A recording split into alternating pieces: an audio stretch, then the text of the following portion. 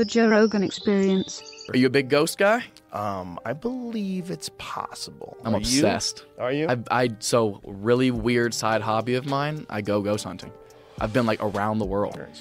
Have you ever had like an absolute moment where you're like, oh my God, I'm in the presence of a poltergeist? Still not 1,000%. I've definitely witnessed things that I cannot for the life of me explain that have creeped people. I've seen things move that there's just no fucking way that they've moved. I've gotten answers back on EVPs, but for me, it is one of those things I do need to see. Radio, though? No, EVP is just a recorder. It's a recorder.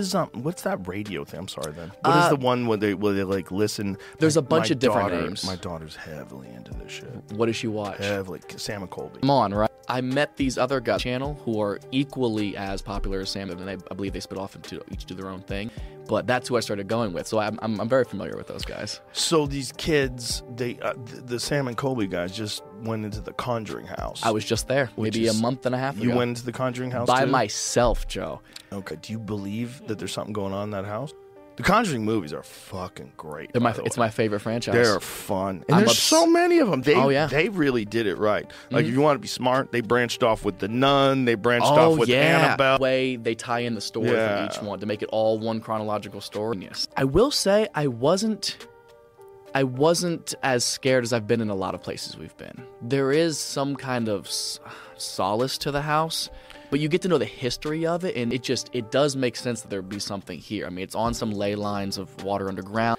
There was wars fought there. There's apparently bodies buried on the property in the walls of the property structures and stuff.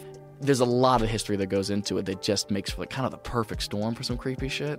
But I didn't witness anything that was that insane. Some items moved, some cars rolled off of the children's dressers a couple of times on cue. And that's the one thing I do pride ourselves in these videos is so often we get absolutely nothing because we don't fake anything. So you only get to see the highlights. Like there's so many times we'll go to a place that is so notoriously haunted and we'll be there for 10 hours and get absolutely nothing. And it sucks. But that makes when something does happen that much more valuable. It's so much more impressive. Do you think a ghost is like the soul of a person that's left behind?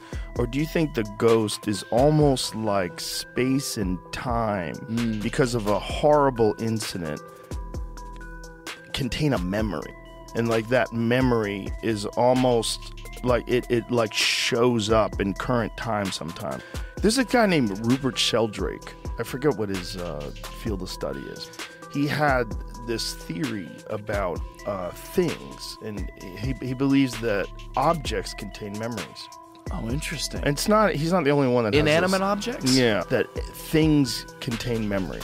And this is one of the reasons why, like, people kind of universally support this idea that if someone was murdered in a house, you must inform the people that are about to buy it.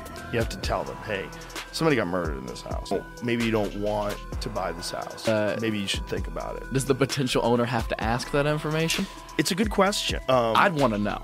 Yeah, it's a good question. I think they should have to inform you because there's something about someone being murdered in a spot that freaks us out. And this is my question. How you knew the conjured house was haunted, right? So you go there with this feeling and this expectation. That's what I always wonder about these things. And this isn't just imagining thing. This is like the mind itself seems to have some unmeasured effect on the world. I think the way you think has an unmeasured effect in terms of like this. There's energy that you put out. There's connections you make with people. They're very, very unmeasured.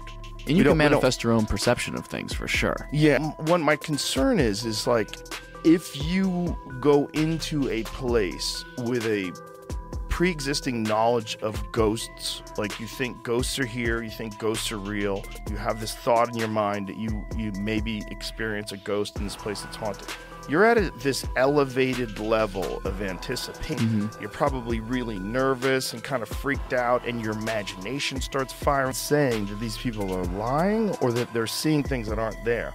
I'm saying maybe you make things show up. Maybe you see memories. Maybe you experience some horrible energy that existed in this spot 50 years ago, 100 years ago. There's like ways you can tune into that. I could see that being possible, but to me, that's what's so exciting about it is like you go hoping for those solidified answers. You're going hoping to witness something that you couldn't have possibly made up. But you know why I think that, too? Is like you never see them in the daytime. Ghosts don't exist on the street. Sometimes they're never outside. That's a very good point. That's my point, is like you're always trapped. So you're always in this like weird space. Like if you had a wolf in your house, you'd be freaked out. You'd want to get outside. Yeah. Anytime you're your brain has this heightened sense of like being trapped and awareness and how to escape. I mean, every horror movie's the same. When you got to get to the door, and the monster's chasing them and they get it just in time. Bring theme in the human mind.